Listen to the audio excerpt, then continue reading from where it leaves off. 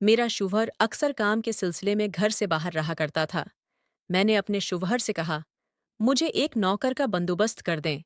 शौहर ने कहा कि मेरी नज़र में एक लड़का है जो बहुत अच्छा है, मैं उसको सुबह घर भेज दूंगा, वो घर के तमाम काम काज को देख लेगा। मैं खुश हो गई। अगली सुबह नौकर काम पर आ गया। मुझे देखते ही वो अपना दिल हार बैठा और मुझे नहीं पता था कि उसका पहला दिन ही मेरी जिंदगी तबाह कर देगा। मैं कमरे में अल्टा लेटकर मोबाइल चला रही थी कि वो मेरे कमरे में आया और उसने मेरे साथ। मेरा नाम नूर है और मैं लाहौर DHA फेज़ 1 में रहती हूँ। मेरा शौहर एक बहुत अमीर बिजनेसमैन है। हमारी शादी को 5 साल हो गए, मगर अभी तक औलाद ना हो सकी। लाहौर के तमाम मशहूर डॉक्टर्स से भी चेकअप करवा कर देख लिया, लेकिन अभी तक हम लोग औलाद की नामत से महरूम हैं। मेरे शौहर भी मुझसे बेपनाह मोहब्बत करते हैं। कई बार मैंने उनसे कहा है कि आप दूसरी शादी कर लें, शायद दूसरी शादी से ही औलाद हो जाए, लेकिन वो हमेशा यही कहते हैं कि अगर अल्लाह ने हमें औलाद देना हुई तो हमें ऐसे ही औलाद से नवाज देगा, क्योंकि उसके घर में देर है, अंधेर नहीं, लिहाजा मुझे दूसरी शादी नहीं करनी। औलाद न होने की वजह से मैं सारा घर पर अकेली बैठी रहती थी। शौहर काम के सिलसिला में आफस चले जाया करता था। वो घर के काम काज में सुबह 9-10 बजे तक मुकम्मल कर लिया करती थी। उसके बाद शाम तक करने के लिए मेरे पास कुछ नहीं होता था, जिसकी वजह से मुझे बड़ी कोफत होती और दिल ये करता कि मेरे पास कोई मौजूद हो जिससे मैं अपनी दिल की बातें कर सकूं। लेकिन आज कल के चहल पहल दौर में इतना आसान नहीं था कि कोई मुयस्सर हो जिससे मैं दिल की बातें कर सकूं, क्योंकि हर कोई अपने काम में मसरूफ नजर आता है। जिस तरह मेरे शौहर मसरूफ होते हैं, दिन बदन मुझे ये खलात नशीनी तंग कर रही थी और ये ख्वाहिश आखिरी हद तक पहुंच चुकी थी। लिहाजा मैंने ये फैसला किया कि आज जब शौहर आफस से वापस गए तो मैं अपने शौहर से बात करूंगी कि मुझसे ये तन्हाई बर्दाश्त नहीं होती, या तो आप थोड़ा टाइम मुझे घर पर दे दिया करें या फिर मुझे अम्मी के घर छोड़ दें। मेरे शौहर ने कहा कि जिंदगी गुजारने के लिए अकेला प्यार ही काफ़ी नहीं है, उसके लिए पैसे की भी ज़रूरत पड़ती है ताकि ज़रूरियात को पूरा किया जा सके। मैंने शौहर को जवाब दिया कि मैं कम पैसे में भी गुजारा कर लूंगी, लेकिन मुझे आपका वक्त चाहिए। उसने कहा कि आप किस फजूल बहस में पड़ जाती हैं। मैं जो कुछ भी कर रहा हूँ आपके लिए ही कर रहा हूँ, या फिर अपनी औलाद के लिए जो अल्लाह हमें नवाजेगा, ताकि वो अपनी ज़िंदगी अच्छे से बसर कर सकें। मैंने अपने शौहर से कहा कि हम लोग अपनी ज़िंदगी का सुकून इसके लिए बर्बाद कर रहे हैं जिसका अभी वजूद भी नहीं। हमें अपनी ज़िंदगी मुयस्सर है, उसको हम खुशी खुशी बसर करें। मेरी ये बात सुनकर मेरा शौहर गुस्से से उठकर वहां चला गया और जाकर कमरे में लेट गया।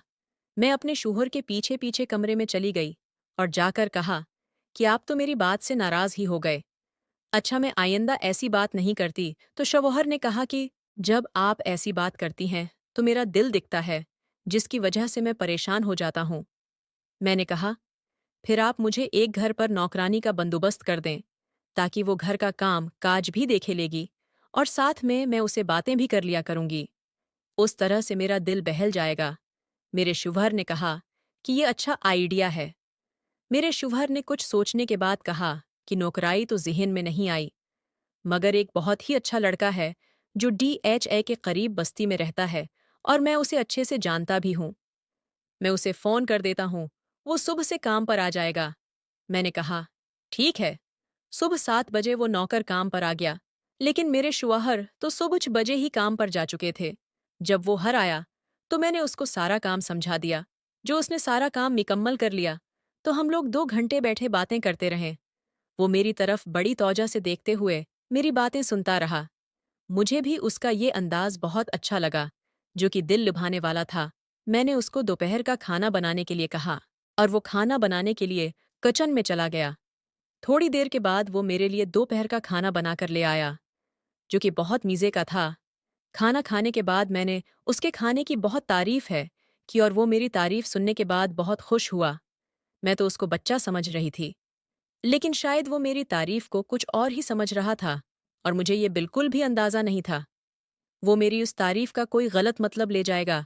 जब काम काज मुकम्मल हो गया तो मैंने उसको घर वापस भेज दिया।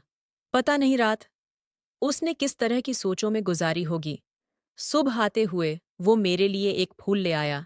मेरा शौहर, चूंकि सुबह 6 बजे ही काम पर चले जाते थे और उसे पता था कि मैं घर पर अकेली हूँ, और मुझे फूल लाकर दिया कि मीम साहब, ये फूल आपके लिए लेकर आया हूँ। जब मैंने उसकी बातें सुनी तो मैं हक्का बका रह गई। खैर, मैंने उसको अपनी गलत फहमी समझकर नज़रअंदाज कर दिया और उसके फूल को पकड़ा और पकड़कर कहा कि जाएं, आप नाश्ता बनाकर लेकर आएं। वो जल्दी से कचन गया और मेरे लिए नाश्ता बनाकर ले आया। इसके बाद मैंने उसको चाय बनाने का कहा। वो 5 मिनट के बाद चाय का कप लेकर हाजिर हो गया। उसके बाद फिर से हम लोग बैठ गए और ढेर बातें की बातें करते करते मुझे पर गनूदगी छाने लगी और बहुत तेजी से नींद आना शुरू हो गई, और मुझे ऐसा लग रहा था जैसे मैं बातें करते करते ही गिर जाऊंगी। मैंने नौकर से कहा कि ठीक है, तुम अभी बाहर जाकर बैठो, मैं थोड़ी देर आराम कर लूं। मैं अपने कमरे में अकर लेट गई और दरवाज़ा बंद करने का मुझे बिल्कुल भी याद न रहा, क्योंकि जिस कदर नींद का गलबा था, मैं बड़ी मुश्किल से चलकर अपने कमरे तक आई थी। मैं बेड पर लेटते ही नींद की आगोश। 2।